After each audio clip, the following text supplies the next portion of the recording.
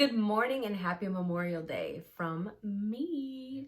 So last week, I did a terrible job with trying to upload a video, and let me tell you, it was not easy. I kind of thought that God was like, I'm taking you out of your comfort zone. Turns out he was like, hold your horses. This week we're gonna be talking about how toxic relationships can teach you to be grateful about yourself, about just everything in your life, okay?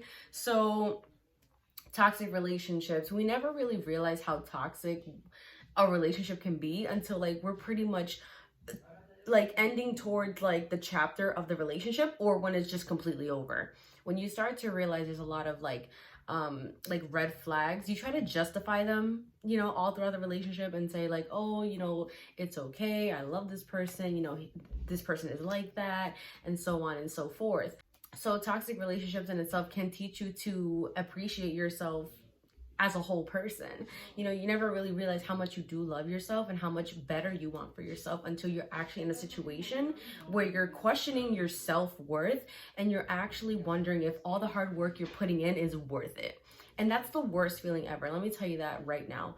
But based off my personal experience, I can say that my last toxic relationship taught me how to be organized. And I know that sounds really, really crazy, but let me explain it to you. So this person was very, very clean versus me at the time when I was very, very messy.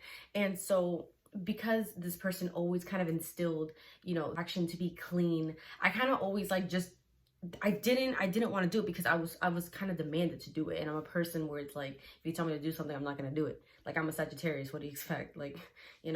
And of course, dating your own sign doesn't help either. So when you're dating your own sign, that's kind of teaching you how to love yourself in itself. So if you ever find yourself really being attracted to someone who's just like you, that in itself can be a blessing and a curse. I'm telling you that right now. That relationship had ended.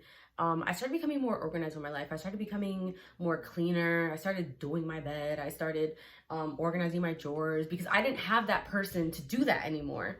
So now, present day, I kind of learned to be organized, and I kind of learned to put myself together without that person being there. So although it was a toxic relationship and it was, it was very, very hard to heal from, I can say that I did learn something from it.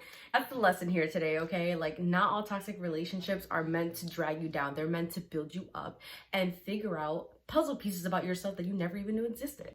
If you're in a toxic relationship right now, or if you're in a relationship where you're really questioning things, try to sit down and analyze, what are you learning from this? What type of blessing are you thinking that's going to come out of this? I know it's hard to think about what's going to happen next, what's going to pretty much happen to you, what's going to happen to this person. Are they just going to move on so easily, and this and that? I'm here to tell you, if they're not putting in the same work as you, do not try. It is not a form of giving up. It is just a form of loving yourself, okay? You should always put yourself first. So a relationship will only become that way when you've learned your lesson and God is ready to pretty much send a new energy into your life and pretty much get you ready for the next chapter, the next blessing, the next lesson in your life.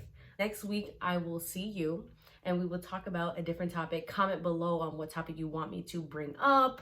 Now, all the time I have these great ideas, even though it's Motivational Monday, I do get stunted sometimes. So don't be afraid, leave a comment, inbox me, do whatever you have to do, like, subscribe, share. With that being said, I'll see you guys next week.